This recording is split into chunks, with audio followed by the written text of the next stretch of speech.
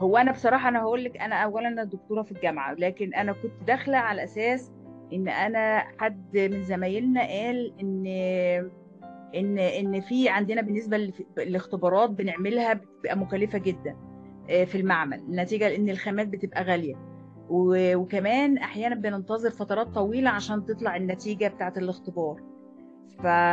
فكان في حد من زمايلنا قال ان انت ممكن نعمل جزء من الاختبارات دي، وبعد كده ممكن تكملي النتائج بالاي اي. فبصراحه حاولت اساله، ما خدتش معلومه مفيده، فقلت طب خلاص انا هدور وراها. وبدات ان انا شفت على الانترنت، على الفيس حاجه زي كده، حضراتكم كنتوا عاملين اعلان. فبدات ان انا يعني قلت ايه، طب هخش اشوف، اسمع عن الحاجات دي. بس لقيت دي بحرها واسع جدا، ما كنتش متخيله بالطريقه دي برضو، وبرانشات كتير. يعني فعلا ممكن كل واحد يتخصص في حاجة. لكن اللي انا برضو التارجت بتاعي وبرضو مصر عليه، اكيد الاي اي ليه دور فعلا، زي ما زميلي قال لي كده، ان ممكن في جزء من البروسيس اللي احنا العمل اللي احنا بنعملها، ممكن ان احنا نعمل جزء منها، وجزء تاني نعمل كالكوليشنز ليه بالاي اي.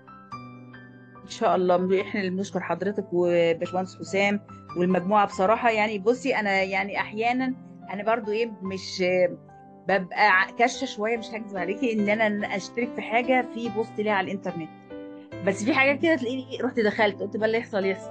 لا بجد تجارب كويسه، واستفدت حقيقي من باشمهندس حسام. على الاقل حسسني ان لا، ده الدنيا واسعه.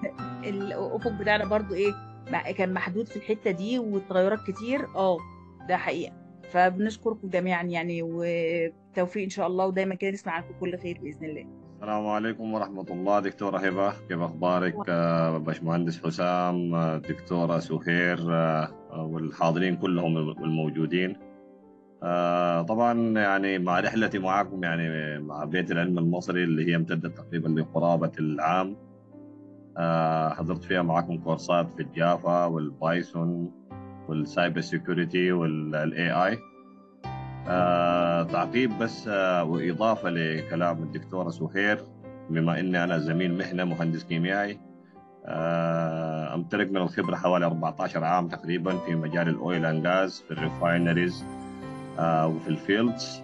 فبالنسبة للاي اي كتجربة يعني في الناو داي، يعني كل الاستخدام نحن عندنا في برامج السيميوليشن وبرامج اللي هي التحاليل المختبرية، فصار الاعتماد عليها يعني بشكل كبير جدا جدا، يعني على البرامج الاي اي لمعرفة النتائج، او سيميوليشن بالنسبة للبروسيسنج في مجال الاويل اند غاز.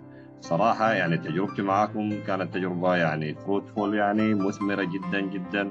ويعني يعني أصبحوا الناس يخافوا من كمية البرامج اللي احنا شغالين عليها في مجال التكنولوجيا يعني بصورة عامة يعني.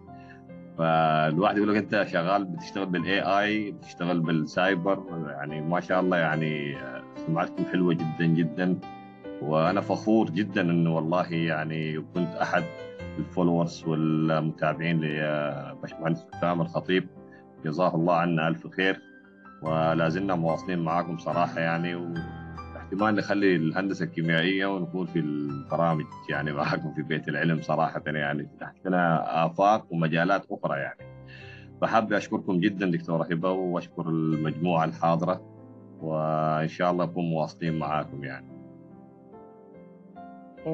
انا من مشاركتي طبعا مش متخصصه في الاي اي، بس كنت داخله على هدف معين كده، وبصراحه اول مره اشترك في كورس اونلاين يعني للكمبيوتر وكده. دخلت برضو بالصدفه كده والله، وقلت اما اجرب حظي عادي يعني. صاب الموضوع صاب عادي يعني زي ما تيجي. بس الحقيقه ما شاء الله يعني، واضح الموضوع وراه صف كبير وبقاله يعني تاريخ كبير وكده. يعني بصراحه بشكر التعاون، وان شاء الله مش هيكون يعني اخر مره، تكون اول خطوه كده ان شاء الله. وان شاء الله هكمل برضو مع كابتن، مع باشمهندس حسام. اشكركم جدا واشكره يعني، وميرسي لكم. اهلا بحضرتك. اولا طبعا انا مبسوط جدا ان انا يعني حضرت المحاضرات ديت يعني، وبشكر حضرتك يعني، وبشكر الستاف كله. والحقيقه انا يعني مبسوط جدا اصلا من طريقه دكتور حسام او باشمهندس حسام الخطيب، يعني هو في طريقه الشرح وتقبله للاسئله وقد ايه ان هو كان يعني لطيف جدا في التعامل مع الناس يعني. وحبيت بس اشكره يعني شكر خاص يعني.